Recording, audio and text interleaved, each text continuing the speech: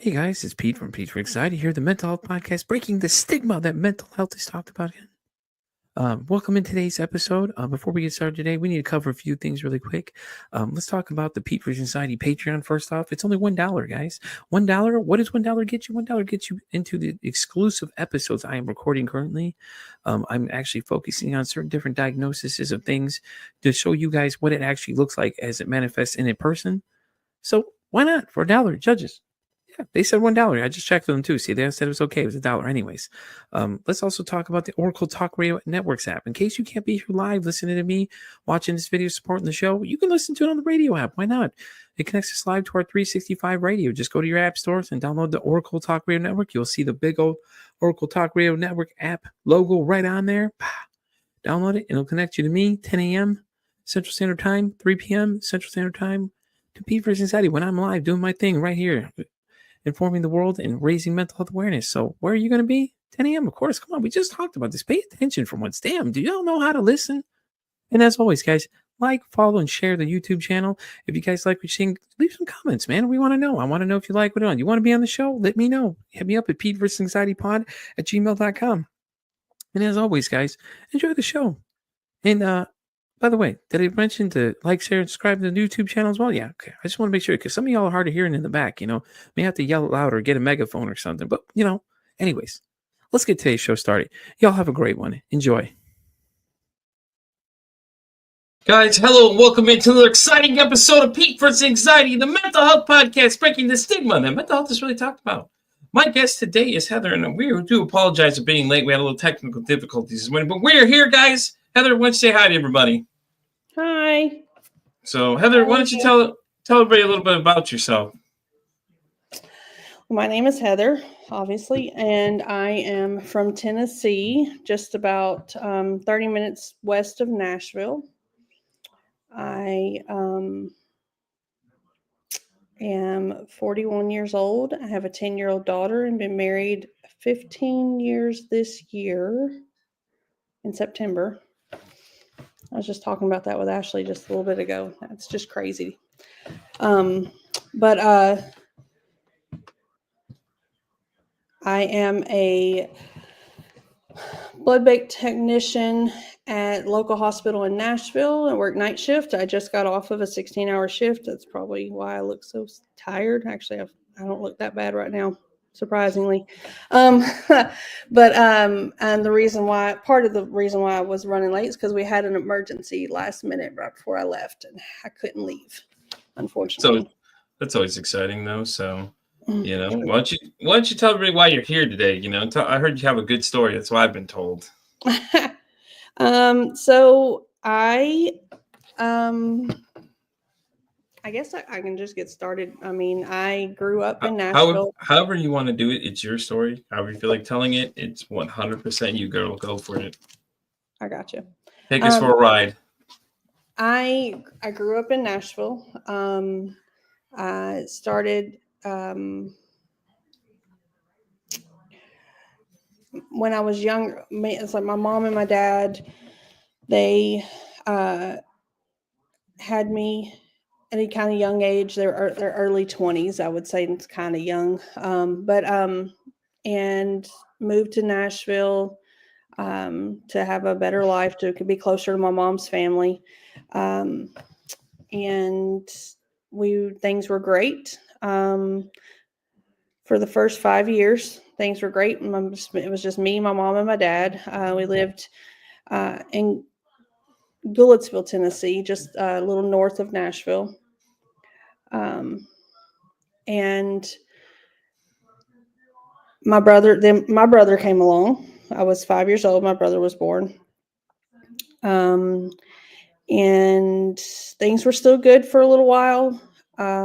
My dad was working. My dad was a foreman for a major construction company and in Nashville, and built a lot of Nashville skyscrapers. The skyline that you see today, not so much, but the skyline from the 90s is what you would remember of everything that he was involved in.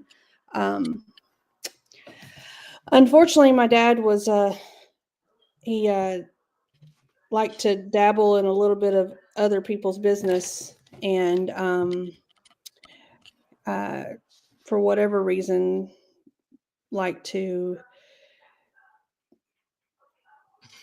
venture out on my mom, if that's the way you want to say. And he was caught. Unfortunately, my brother was a year old. I was 6 years old, and my mom. She knew there was some things happening. She couldn't figure it out, so she started doing some investigating, and found out that he had been seeing some people. He also had developed a alcohol problem. So that led into a lot of things. Yeah, was he abusive though as an alcoholic? I mean, a lot of times that comes into play. Sometimes they come home so drunk, and you know what I'm thinking of when you say this? I think of like Radio Flyer. Remember how, the stepdad would always come home and beat on the little brother because he was just defenseless, kind of thing. Yeah. Was that a kind of a scenario you ran into a little bit? Not with my dad. My dad's a friendly drunk. He's fun, outgoing, just everybody's buddy when he's drunk. Oh, okay. So and that's when if you want something, you got to get a few drinks in him, because then he says yes to everybody. So and so he was not abusive in any way towards me or my brother, and that I can remember, to my mom. Yeah. Like I said, I was only 5, 6 years old when this was happening, so I don't remember a whole lot of it. I blocked a whole lot of my childhood out, going into what we're about to talk about. Oh, okay. When my mom found out he was seeing some other people, she kicked him out. It's what happens. We moved in with my aunt and uncle. My uncle is my mom's brother. I called him my Uncle Fireman. He was a fire chief for the Gouldsville Fire Department. And we were with them for a couple of years, where my mom and my dad tried to figure out what they were going to do. Are they going to try and figure it out and work it out, or are they going to do whatever? Well, my dad couldn't seem to let go of these other women for whatever reason. And he tried. He tried to do better. He tried to stop drinking. He tried to do a lot to make my mom happy and to be with us and have a family. They were going through therapy. Things were doing good. I was about 8 years old, and my mom had actually let him move back in with us. We had gotten a townhouse in Millersville, just right close to Gouldsville. And it wasn't long after he was there, maybe 2 or 3 months. I don't really know the time frame. I just remember he wasn't there for very long. When this lady showed up, and she knocked on the door. I answered the door. I had no clue who she was. And she was like, is your dad here? And I was like, no, my mom is. And so I ran and got her. And that's when we found out that my dad had gotten her pregnant. And I'm not gonna lie, I knew that was where that was going. I had a feeling that that's what's gonna happen. I was like, okay, here we go. It's gonna be the lady comes in, mom's home or dad isn't home. She's gonna say she's pregnant, and lo and behold, there it was. I was like, oh no. Yeah, it's a classic story, right? It's just perfect. So she informs my mom that she's pregnant with my dad's child. My mom asks her how far along she is. She tells her she's about 8 or 9 weeks. My mom doesn't question it because she's so angry in the moment. And she immediately calls my dad's job site. Back there were no cell phones back then. This is in the early 90s. 84, 85, 86, 7, 8, 9. Yeah, I remember those 90, 90s. 91, somewhere in there. She calls the job site to let them know that there's an emergency at home and he needs to get home immediately. So he comes in on 2 wheels thinking, there's something really wrong. And there was, just, he didn't realize it was his emergency. And my mom had my aunt come and get me and my brother. And from what I understood, obviously I wasn't there. This is story from my mom and my dad was my mom confronted him. She threw all of his stuff out in the front yard, and called. He refused to leave, so she had to call the police, and it was a big ordeal. He finally left, and ended up getting an apartment a couple of days later, like a pay weekly place. Yeah. And so he never moved back in. So he felt like, him and my mom talked. She's like, you did this. You got to do what's right for her. It doesn't matter about us anymore. This is what you did. You need to make this right, blah, blah, blah. And so that's what he did. He moved her in with him, and they began a relationship. And that's when she had my, what I knew at the time as my half sister, Ashley. And they ended up getting married. Not long after that, my mom and my dad's divorce was finalized, and then they got married like a week after the divorce was finalized. They moved on with their life and was having, my dad would have me and my brother every other weekend, and half of the summer, some holidays, just like, normal child custody. Yeah. It sounds about right. Yeah. And things were good for a while. My mom met my stepdad, and my dad had my stepmom, and they had their own life. We had ours. It was a typical, broken up family, right? Yeah. So, very quickly into my mom and my stepdad's relationship, my stepdad, he was really, really nice when they were dating. Things were great when they were dating. When we were around, when me and my brother were around, he was really nice. He was sweet. He loved us. But we didn't know that whenever we were asleep or whenever we were gone away at my dad's or somewhere else, he was abusing my mom, and we had no idea for a while. Okay. And then it got to the point to where he Now, when you say abusive, was he like verbally abusing her? verbally and physically. Jesus. Verbally and physically. It was just just screaming and yelling and cussing all the time about everything. Very control-ish. Like she wasn't allowed to do anything. Oh yeah, narcissistic. Yeah, definitely. Right in the categories. 1000%. And my dad fell into being like, he got really bad with alcohol again, because he felt like he ruined his entire life and it was all his fault. So he decided that alcohol was the choice, to get rid of everything. And he and my stepmom didn't have the greatest relationship, but they made do. My stepmom had a son prior to the relationship. So his my dad's, his stepson. I'm the oldest of 6. So it's me, and then my brother was with my mom and my dad, and then Melissa, my stepmom, had Sam, my stepbrother, and then there's Ashley, and then my stepdad had a daughter also that I've never met her. He never met her either. She's closer to my brother's age than me, so she's kind of in the middle. I know of her. I know where she lives. I know a lot about her, but I never met her and probably never will.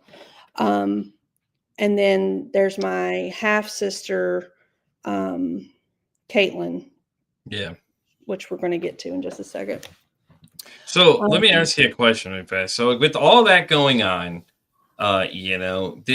is there anything like what were you thinking at the time? It was just like sounds like complete chaos. Like you have the two households, you have mom getting beat on one side, dad drinking on the other. Your mind space could not be great. Or did you not know all this was going on until later There was on? a lot of it at the time because I'm like 8, 9 years old at this Yeah. moment. We were moving around. Mm-hmm. I went to kindergarten at one school, went to first grade at another, second and third grade at another, fourth Jeez. grade at another, fifth grade at another. And they were all kind of in the same area, but not so much in the same area. Yeah. They were kind of around. And it was because we were running from my dad. Like he was Oh, okay. That was gonna be my next question was like, why were you guys moving so much? But that makes sense though, if you guys are running from So him. my mom was also she left my stepdad. Like they weren't married, they were just dating, and she left him for a while, and then she was dating this other guy. We moved in with them, and then she left him. Like they broke up, and so she went to this other guy. She kind of was bouncing around. Yeah. We were in a lot of different scenarios, and then we ended up moving in with my dad's father and stepmom. And things kind of calmed down when we moved in with them. There was more structure. Obviously, most grandparents have more structure, whatever. But my mom had to work. She went to work every day. She was still kind of talking to who becomes my stepdad. Yeah. She's working 2 jobs to try and save up the money to get us our own place while we're living with them. My brother's in pre-K. I'm in 4th grade. And so every morning my mom got up, she would get us ready, and then she would take us and drop us off at the schools where we were at. And then I would ride the bus, and my grandmother would pick up my brother. And I would ride the bus home and stay with my grandfather until everybody got home. So I was at home with my grandfather for about 2 hours every day, just me and him.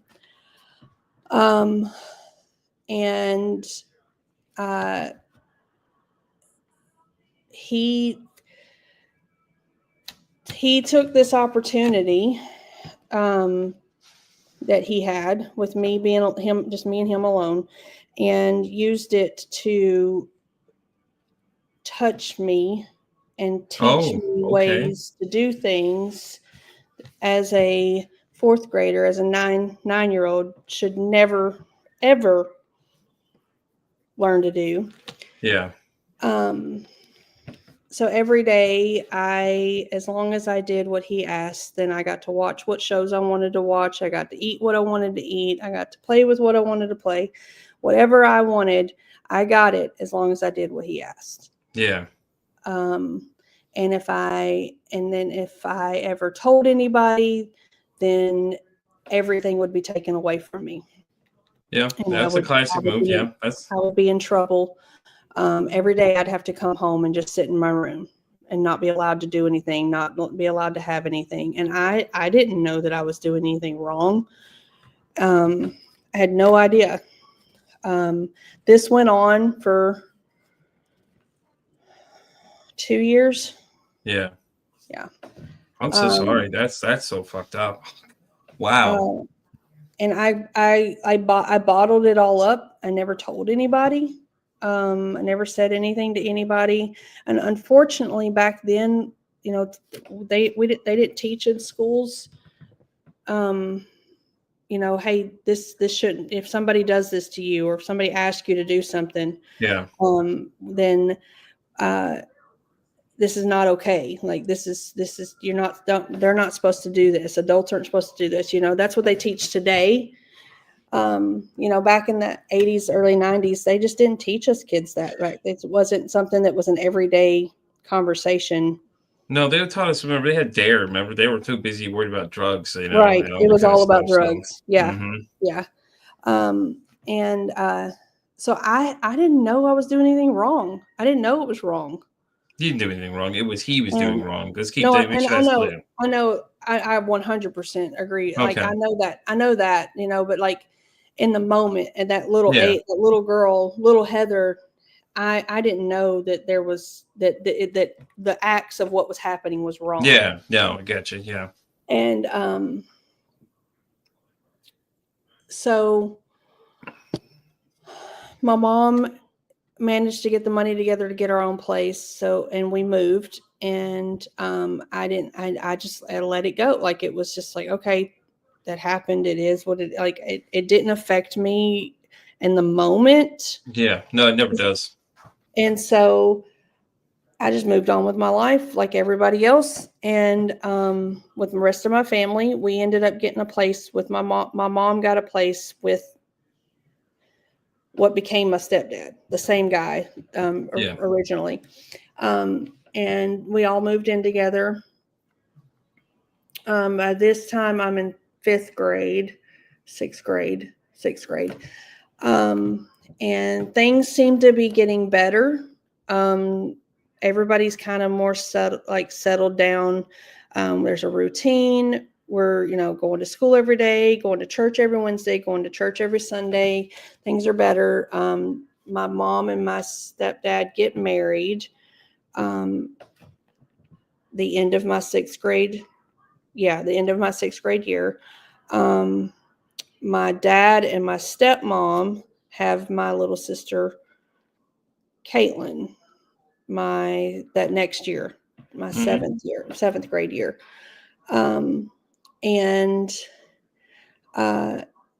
We're still going to see them whenever we can. My dad, unfortunately, after they had Caitlin, there was some spotty areas where we didn't see him. He was kind of in and out of our lives for a little while. And so we were just moving on with our lives, doing our thing. My mom and my stepdad were doing good, but there was still the abusive side. It seemed to only happen.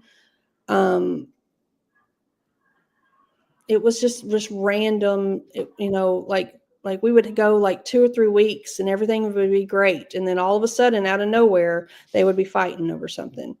And there would be a huge blowout, and like all this stuff would happen. He put my mom in the hospital a few times from injuries. He unfortunately put my brother in the hospital as well, because he didn't physically hurt my brother. My brother was standing in between them, and my mom fell on top of him, and he got a cut from it. And what was crazy is that he never, ever came at me for anything. He was never yelled at me. He never treated me poorly. He was never abusive to me, ever. But he was very, very abusive, both emotionally, physically, and verbally to my mom, and very verbally abusive to my brother. Yeah. But never to me. And something I never understood, and even to this day, I never really truly understood. My mom always said that I was the daughter he never really had, because he had a daughter that he never knew. And I guess, according to my mom, he kind of replaced her with me. And so he treated me like he would her. But it just, so much of it never made any sense. It never does.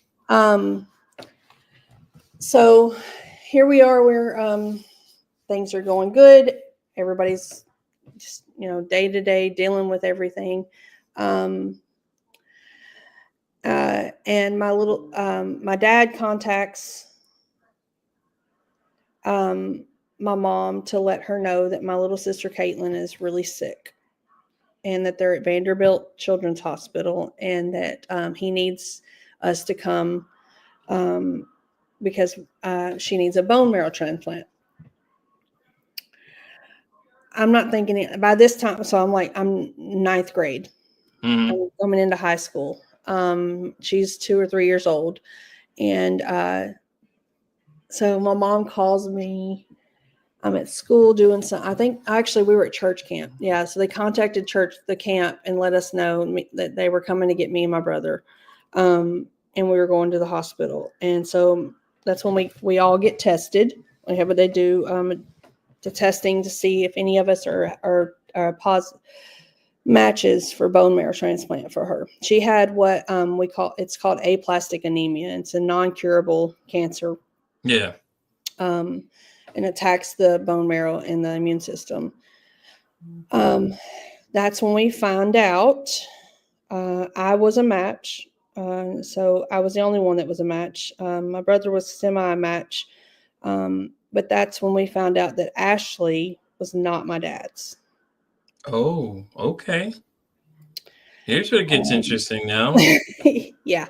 So let me ask you a quick question. So at this point, you're in your freshman year of high school, yeah. So after your incident with your grandfather, is there anything like anything rocky happening between there? Because now you got to think that your perspective of things may have changed a little bit over that time since you were a little girl to now.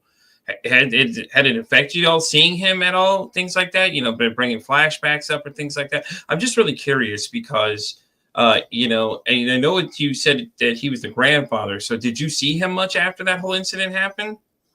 Very seldom. They lived about an hour away from us. Yeah. And they didn't come visit ever. So if we did see them, it's because my dad took us to see them. Oh, okay. My dad and him didn't get along. So we did not see them very often. Now, my dad lived down the road from them. So my little sister, Ashley and Caitlin, both saw them on a regular basis. Now, do you know if Ashley and Caitlin had dealt with the same situation? Okay. All right. There answers my question. Okay.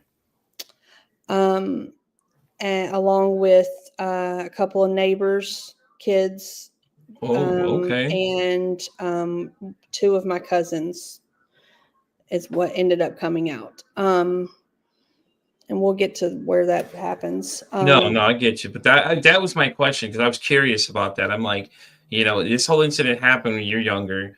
And then now it makes a lot, you weren't the only one, unfortunately, you weren't the only one because it's just ridiculous that this continued to happen. Now, did someone eventually find out or did you eventually tell them what happened? Caitlin, my little sister. Oh, okay. Okay.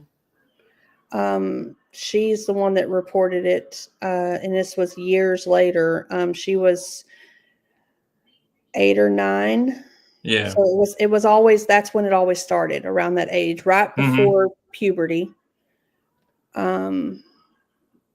What my therapist, what I now know as the reasoning was because he knew he couldn't do anything to, if it was at that age, you're less likely to have a pregnancy. The 7, 8, 9. I know, like 7 9-year-olds. Yeah. Unfortunately. But it's not very common. I do know 7. I do know like 7 to 13 is the kitty kind of, kitty porn kind of range. That's what one of my guests, like 2 weeks ago on Friday, Nicole told me. She said that was the right range. So it lines up pretty perfectly that's the area range that he would have been a predator area for, because you can't, like you said, can't be pregnant. And I think it's more of a power dynamic too, because they could convince you that, hey, like he was doing to you, like if you don't do what I say you do, you're not going to get anything. Yeah. He did. They did buy me my first car. And paid for my first 2 years of college, and now, going through therapy, now I know that all of that was what my therapist tries to call, it's like hush money. Like it's a guilt trip. Like, oh, they're being nice, don't say anything, that none of that ever happened. Because then all of this is going to be taken away from you. Unfortunately, my grandmother knew it was happening and turned a blind eye. Oh, this is interesting now. So she knew it was going on. She did. She would strategically leave to go to the grocery store to let things happen. What? No, she didn't. She would go to some kind of outing at church, the women's brunch or Bible study, or go do something with a friend. And she's my step grandmother. She's my dad's stepmom. She was her and my mom was only 2 years younger than her. Yeah. So, she is 27 years younger than my grandfather. Yeah. Which fits. He likes them young. Yeah. Yeah. I was going to say the same thing without trying to make a joke. Yeah, definitely. Yeah. Because Oh that's no. what it feels like. And I do He's appreciate you talking about he's this because this is rough, I'm sure. And this is rough to he's hear. he's like, I don't even like calling him my grandfather because he means nothing to me. Yeah. No, I don't blame you. He's a waste of space. Especially knowing that, and I've had to deal with the guilt of not saying anything and knowing all of the kids that it happened to afterwards, including my little sister, my cousin, neighbor, the kids. I don't even really know how many because not everyone came clean and said any, or not came clean, but actually Yeah. spoke up. So we really truly don't know how many victims there were. But the fact that your step grandmother is giving into this, allowing this to happen, it's just, did he get charged with anything at any point, or is it just? So when it finally came out, Because she had to be an accessory, if anything, because she knew this was going on and just kept setting these scenarios up and allowing these unspeakable things to happen. she was never charged with anything. Oh, okay. She got away with all of it. And when I tell you what happened to him, you're going to completely be blown away. He was charged with life, 10 counts of child endangerment and child abuse. Well, there were 10 abuse. counts that we knew of, right? Because you said you weren't sure if there's anybody else that didn't come forward too. Mm-hmm. So we don't know if that number is beyond 10. That's wow. He pled guilty to all 10. There was no trial. None of us had to go through a trial. Yeah. And he was due to his health and how badly he was, how expensive the health care was going to be to take care of him in the prison. He was sentenced to house arrest for the rest of his life. Yeah. He lives across the street from an elementary school. Oh, wow. Okay, that's interesting now. Okay, technically he's house arrest, so you can only go so many distance. I'm sure they have all those parameters set up for him. So even if he were to, he'd have to lure them in. So now the next question though is like, you're wondering how many more of those kids he just kind of like was playing the, oh, I'm just a that kind old guy kind of play game they would do to people. I'm sure to get them, lure them in. It's wow. This is fucking crazy. He's unfortunately still alive. But as far as I know, he does not. He lives a very painful life. Yeah. I hate, like, I've forgiven because that's what God, like, that's what I'm supposed to do. That's for me. The forgiveness is for my healing. Yeah. For me to be able to move on but the because the trauma's still there. Like at the end of the day, you still have to relive these things. Do you ever have like nightmares about it? To this day, like I can't even look at Care Bears. Oh, okay. Without tearing up. Yeah. Like anytime I see Care Bears, because that was the show that was always turned on. Oh. That was my favorite show at the time. So it was either Care Bears or Rainbow Bright. Mm-hmm. And Fraggle Rock. Those were my three. Yep. Like Fraggle Rock was my favorite too. Yep. Fraggle Rock was my go-to. And what's crazy is, like, for the longest time, I couldn't understand because I did block out so much. I couldn't understand every time I would hear the Fraggle Rock theme song, I would get sick to my stomach. Oh, okay. Yeah. It wasn't until college when I was going through therapy that it all like really came out, and like I relived everything and realized that the reason why I can't see those shows or watch those shows, or even if I hear the theme songs, I would get nauseous and get sick to my stomach. And I was in college when my little sister told her teacher at school. Yeah. Because they were talking about it in school. They were talking about, what you should and shouldn't. And at the school that was across the street from their house, from Oh, Jesus. my Here we go. grandfather. This is just, what the fuck? So, What? and they still live in that house. Yeah. The street from the elementary school. But there is a patrol officer. He comes apparently 6 times a day. He has to check in, and if he has to leave for any type of appointment or anything like that, he has to be taken by patrol in handcuffs. I know that he's not doing well from what I understand, and that he's probably on his deathbed, most likely. Yeah. From what I understand. Now, my grandmother, on the other hand, is doing great, apparently. She's still, I know she's still working. She's not retired. And, I find it funny she's saving face during this whole thing. Like, she has to be looked at as like did you all tell them that she knew, or was this later figured out that she had just strategically left because she knew he was doing these kind of things?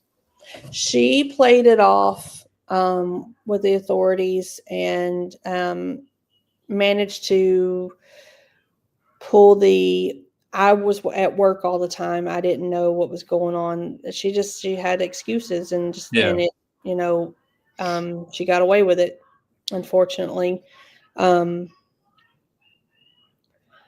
There's no way, and that's what I told her to her face. There's no way you didn't know. Mm-hmm. It's not possible.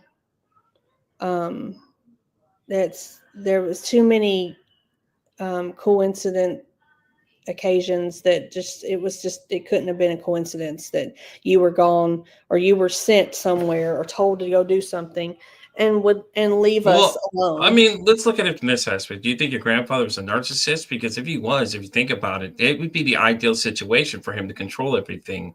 Oh yeah. Oh, hey, go do this or go do that. Maybe he did send her off. I'm just saying, looking at it from the other side of the situation too, because with narcissists, they want to control the situation. He had complete control of the situation. Hey, go to the store and get this, and then that way she was never the wiser. And it could be just that to him, not making any excuses for her in any way possible. But you know what I'm saying? Like, that is the opportune time for a narcissist. So you think about it, because they're literally wanting to control the whole situation. He had the complete mastermind control of going on. She was completely oblivious. So she would never be alluded to anything he's doing. So when he's doing these things, they have no idea that this is all going on. I mean, it sounds like it's what it could have been that too, but still at the same time, there's no way she didn't know something weird was going on. Mm-hmm. Like, she had to have some kind of sense of something going on, or maybe she was too scared to say anything because he had that much control on her, that she just couldn't say no to anything he was telling her, or she was, you know what I mean? I'm sure there's two sides of that story, and I'm surprised she hasn't tried to say something like, oh, he was making me do it, or something like, or made me go places and shit like that. She has stood by him the entire time, and wow, still to this day swears that we all were lying. I'm telling you, it's got to be him mostly. He's got to be controlling her, because he's got something on her. And I know a lot of those situations, that's what happens. It's just like that. They're very controlling of the situation. He controls who she talks to, everybody she hangs out with. It's all a covert operation. Think about the way they're running it. And he's got so much control over, because he's got all the money and everything too. And she's like, well, if I screw up, I won't have nothing. That's the funny thing, though. He's never worked. He's always been like, he was a car salesman for a long time, and that was about it. But she's always been the breadwinner. That's interesting too. She has always worked full time, always brought in all the money, always paid for everything. If you think about it, though, it works out well for him, though. Like side work to bring in like money here and there. He would sell a car, fix up a car, whatever, and sell it. But she was always the breadwinner in the relationship. Yeah. Has always been. They have what they have is because of her. And I wonder though if he had something on her though. He had to, because the way he's controlling her. It's just, I know that he brought her up here from Texas. That's what it is. Moved her away from her entire family. That's what it is. So, my mom met my dad in Texas. She was there with her first husband, and they got divorced, and she was alone met my dad and his dad and my step grandmother at that time. And they were all down in Texas, and that's when she knew the whole family down there. And like my mom and my dad moved to Tennessee to be closer to my mom's family. Long before my grandfather and my grandmother moved to Tennessee. They moved up here to be closer to family again, supposedly. Yeah. Now, all her family is from Texas, right? None of them live closer near you guys at Her all? family, yes. My step grandmother's family. Because that would fit right into where I'm looking at. All in Texas. I'm on this side looking at ways narcissists control you. In number 6, it says it's isolation, which would be perfect if you think about it, because she's isolated. She doesn't have anybody else near him. She has to depend on him. So then he had to emotionally manipulate her as well. If you think about it as well, if you leave, you'll have nothing or whatever. Something he did to control her like that had to happen. Some kind of scenario of that sort was going on at that point, is what it sounds like. So what's funny about that is that I recently found this out just looking through my mom passed away 2 years ago this past week. I'm sorry. And my stepdad passed away a year before she did. But I was reading her journals, going through and reading her journals about a lot of things. And I found out, and I had to call my aunt to verify a lot of this. Let me take a wild guess. She had some kind of idea something was going on. No, what I'm going to tell you, you're going to enjoy. Okay. No, she wrote in her journal when I was 4 weeks old.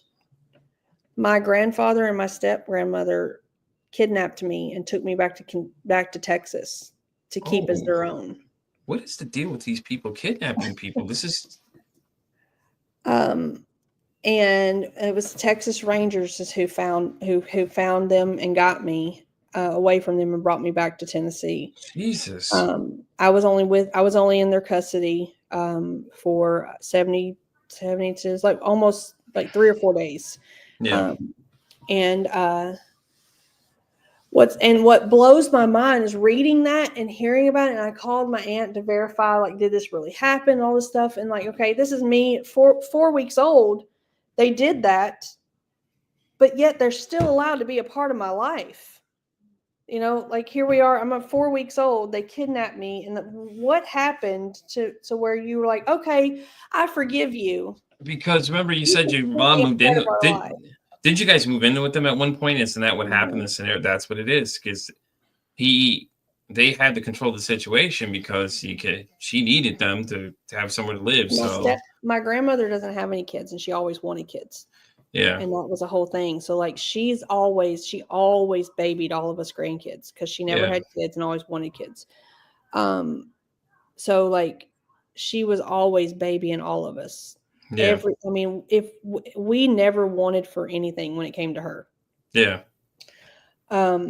So that's what I was like when I was reading that. I was like, it's got to be she thought she could just take me, and I'd be her kid.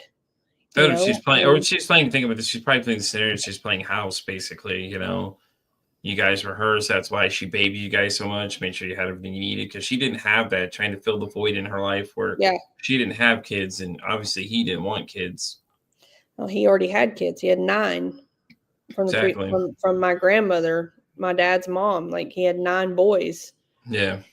Funny story is, so out of his 9 boys, 3 of them are child molesters and in prison for molesting. What the fuck, man? Really? This story just gets more interesting by the minute. Like, get the fuck out of here. 3 of my dad's brothers are doing prison. They've been in prison my whole life. I don't know any of them. Yeah. One is in Tennessee, one is in Indiana, and one's in Texas. That's just, that's so fucked up. That really is. That's so fucking crazy. Yeah, it's just, and knowing now, knowing now, it just like, it doesn't surprise me, you know, like, and they say that, I don't believe that stuff is genetic in any way, but I believe that it's I don't think it's still genetic. part Maybe of. it's something that he did that the three of them were just enticed by. Maybe that's what it was. They knew he was doing something, or he did it to them, and they're doing it to someone else now. And I wonder if that's how unfortunately it goes. Yeah, it was the middle boys. It was so the two oldest, which was my dad and my uncle. And none of them have really turned out to be anything. None of them. Yeah, because I'm looking at something right now. It says history of abuse is one of the reasons why. So I wonder if they abused him during childhood as well, since he was doing Oh, it I'm to you sure. and all the other ones too. And I wonder if he did it to those three as well. And those three, that's why they ended up doing it to someone else after that point, and I'm things sure. like that. So it kind of lines up now if you think about the way everything looks, and it's Jesus, it's just crazy. Yeah. So, that's what that happened. And we can going back to my little sister, and when we found out about Ashley, which at the time I thought was my half sister, and find out she's my stepsister. Yeah. Um, um, I was a positive match for bone marrow, so I gave my mom signed over the permission. I was only 14, 15. Yeah. And so I gave, my bone part of my bone marrow to my little sister. And she got better. She's been in remission. I've actually had to give her bone marrow one more time, Mm. like 5 years later. That's so painful, isn't it too? Like they Um, pull on it or whatever, pull on your bone as they're doing that kind of thing, yeah, or they stick a that big needle about that big 20 ass needle years in there, down, right? Oh yeah, god. in your spine and Mm, pull and drain it out. It's a spine. They use spinal tap. mm. Um, so I do that, and she's been in remission.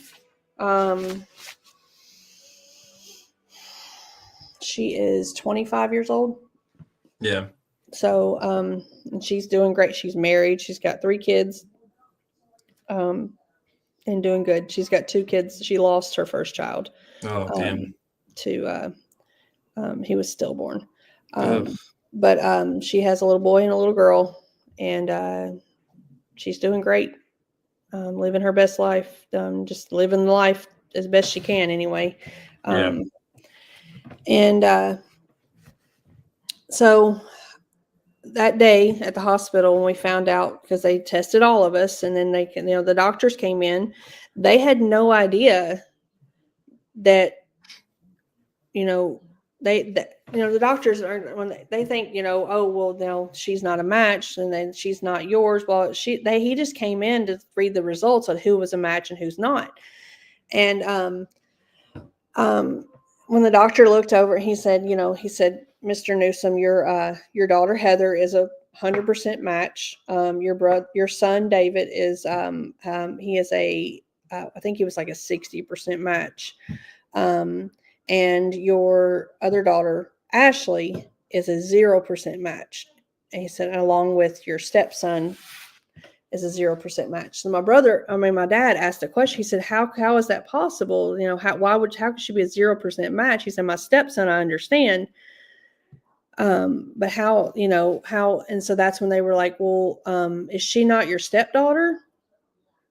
And my dad was like, no, she's mine, all this. And they were like, that's not possible, Mr. Newsom. The DNA doesn't lie. And with her blood type, my dad is O positive. And my stepmom, I think she's AB negative. And I don't know what my sister's blood type was, but that's when they were saying that her blood type, it wasn't possible for her to be his based on her blood type. So that's when he demanded a DNA test, and they did a DNA test. And that's when they told him that she was not his. And my dad completely lost it. Oh, I bet. He he blamed my stepmom for everything. That's when my stepmom had to come clean and had to tell all of us there at the hospital in the waiting room.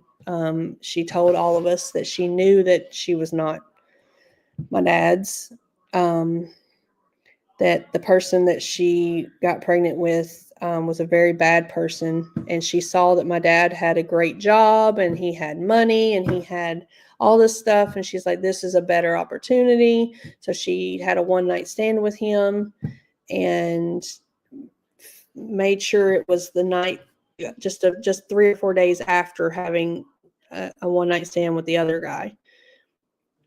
And played it along for 8.5 years. Jeez. Knowing that he wasn't hers, that she wasn't his. So it was this big ordeal. There was a lot that happened. My dad took it all out on my stepmom. My dad went to jail that night because he beat my stepmom almost to death. He got drunk really bad, and he was so angry and upset. And he said she ruined his life. She ruined everything. And he beat her so badly, he put her in the hospital, and he ended up doing 9 months in jail for assault and battery. And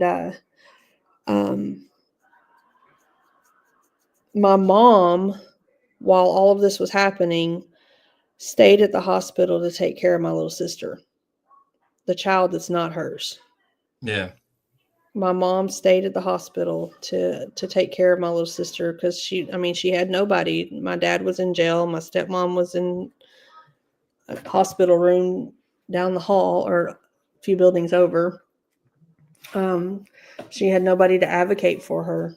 And my mom didn't want her to go into state custody. Yeah, no, I agree.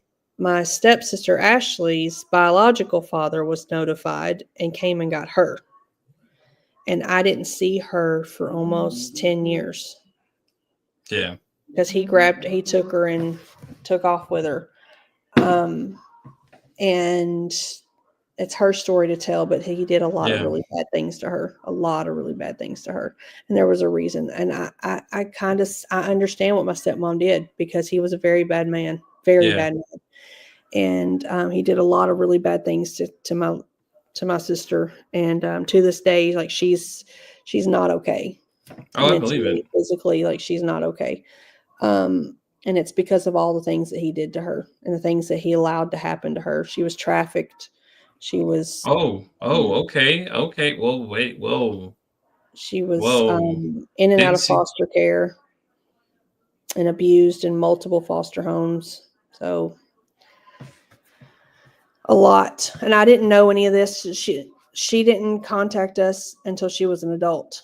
Yeah. I mean, when she I don't even know how to even start that conversation, honestly. Like, I got trafficked and wow, that's a lot to unpack there just alone right there. That's insane. Yeah, when she contacted us and she was trying to tell everybody everything, and the amount of abuse and everything that she went through, unfortunately, it caused a lot of mental anguish and a lot of so she has diagnosed with Munchausen's disease also because she's got multiple children. They've been taken away from her from the state. And she has other children that she does have custody of. But it's almost like just like you were saying, like your kids, stuff happens to them. And a lot of times they do to their kids, unfortunately. So there was a lot going on in that situation. But that's, like I said, I don't know a whole lot of details. I'm not very close with her. Mm-hmm. She's done a lot of things, unfortunately, that have caused me to build a pretty strong barrier between us. I don't trust her. There's a lot of things, the reason why I don't trust her. Things that I don't even care to even get into. No, I agree. So anyway, We saved my little sister Caitlin. Everybody moved on. I continued going through high school. I was in church every Wednesday, every Sunday, every Tuesday when the door was open. Our church was across the street from our house, so it was very easy access. And our church is who raised, and I am the person I am today, wholeheartedly, 1000% the person I am today because of the members of Richland Baptist Church. Yeah. I got through life and grew up and became the person I am because they taught me who I should be. Yeah. And not follow the acts, not follow in the footsteps of my parents and my family and everybody else in my family. I thank God every single day that the role models were put in my life to help me and guide me. So I didn't fall down that rabbit hole and just continue the generational chaos and abuse. I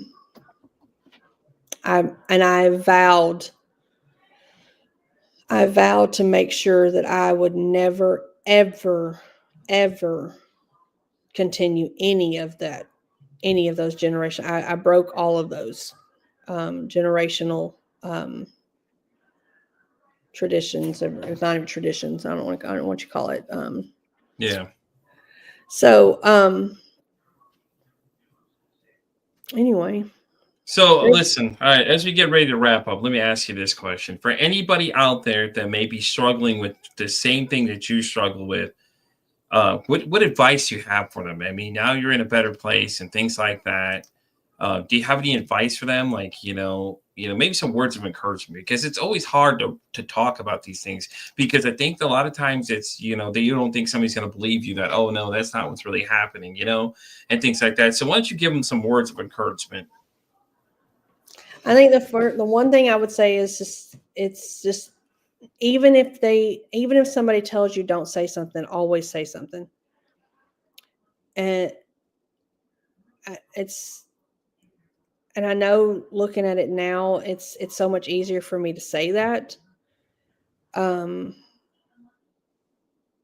know, I mean, I've had years and years of therapy and had to work through all of that pain and had to relive a lot of it to be able to work through it. So out of the years of abuse from my grandfather and the years of abuse, watching my mom being abused and watching my brother being abused and watching so many people in my life being mentally, physically, and verbally abused, the drugs and alcohol constantly moving in and out of my life, growing up around it, thinking that it was normal to have a block of cocaine and a marijuana sitting on the kitchen table. The best thing you can ever do is to speak up. Speak up and say something. Like it's not okay. It's not okay, and we need to break those generational curses. We need to break those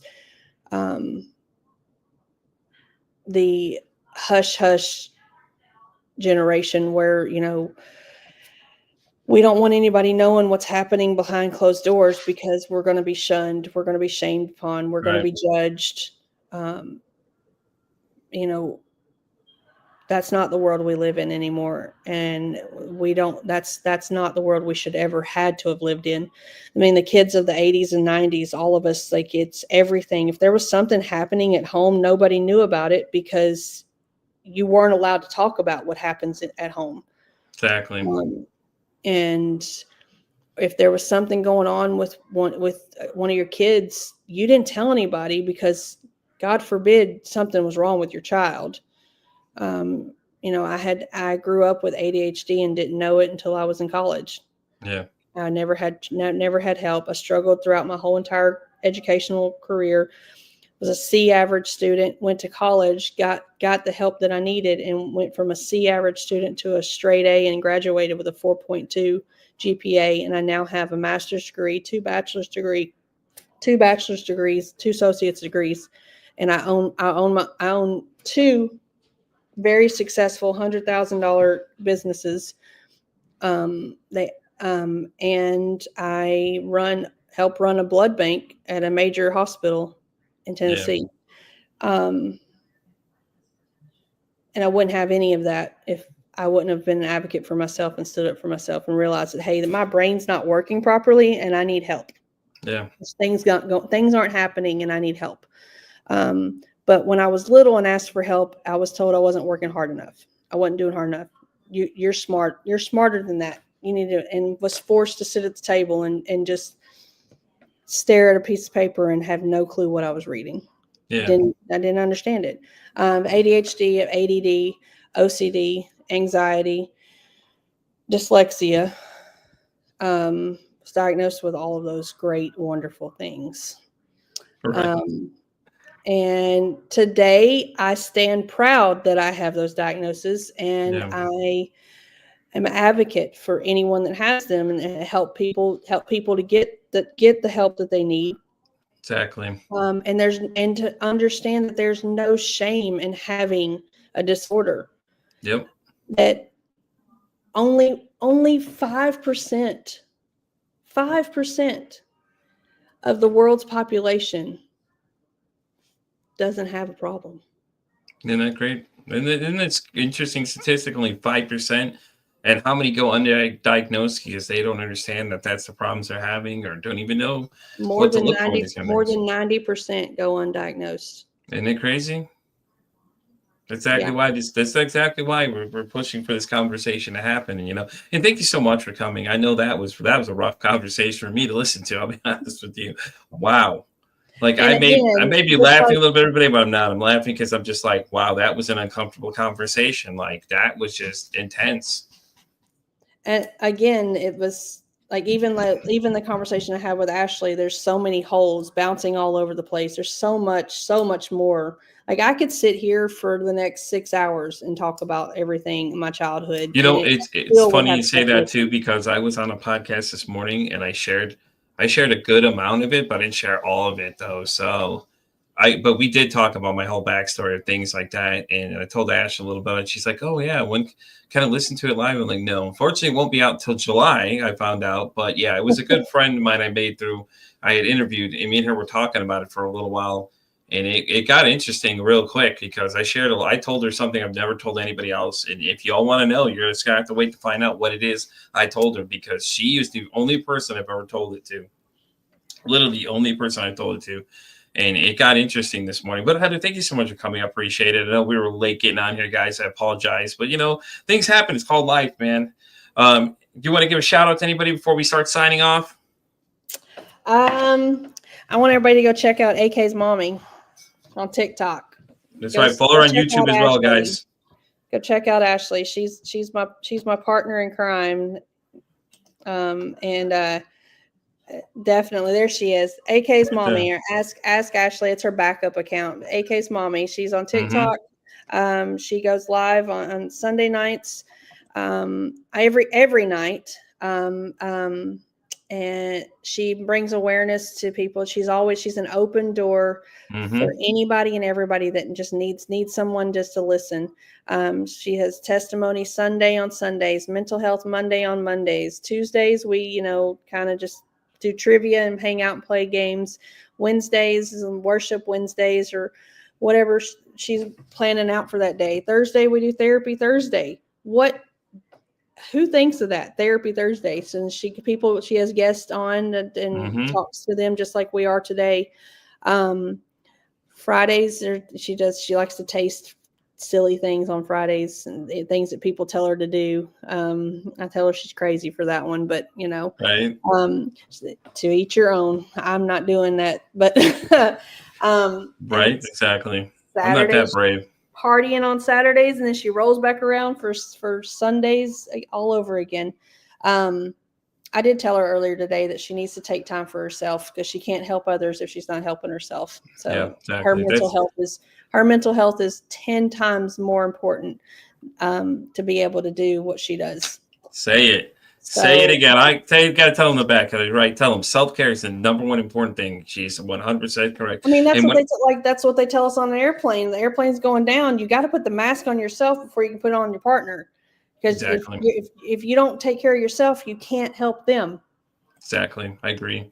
And, exactly. And it's better when it comes from the people, the message out alone, self-care alone is, and that's the same thing I told her too. It's like, oh, you're not live tonight? She's like, no. I texted him like, good answer. Is that I unplugged, and she knows exactly what that goes for, and she says that goes for Pete too, Yes. It's it's funny because me and her I was interviewing somebody last week named Tammy. Tammy and I were talking, and she's like, I just unplugged from everything. And as soon as she said that, I'm like, yep, she remembered Tammy had said that, just unplug stuff. And it's fine, guys. Self-care should be the number one thing. Always worry about yourself before you worry about everyone else. And, and it's hard to do, especially with everything, with all the notifications, all the dopamine hits you get from them and things like that. Turn your phone on silent if you have to, and just step away. The world won't, people will find out. We'll find out who your real friends are at the end of the day when it comes to that kind of stuff too. Right. So, and she says, I love that lady. I needed to hear that. Yeah. Tammy enjoyed the comments too from that episode. If y'all haven't seen it, go check it out. It's on YouTube now. I will let y'all know when I know the exact date when my interview comes out on the Will Healing Matters podcast. And once again, Heather, thank you so much for coming. I appreciate it. Like I had no idea what kind of story we were going in for, but goddamn, girl, let me tell you, that one blew the doors off real fast. So, and as always, guys, I appreciate everybody for coming in. As I always say, it costs nothing, absolutely nothing. Be kind to somebody. One kind act you could do, save some life, or even make their day. I'm Pete for Anxiety, signing out saying, hey, don't ask how your day is. Ask how your mental health is today.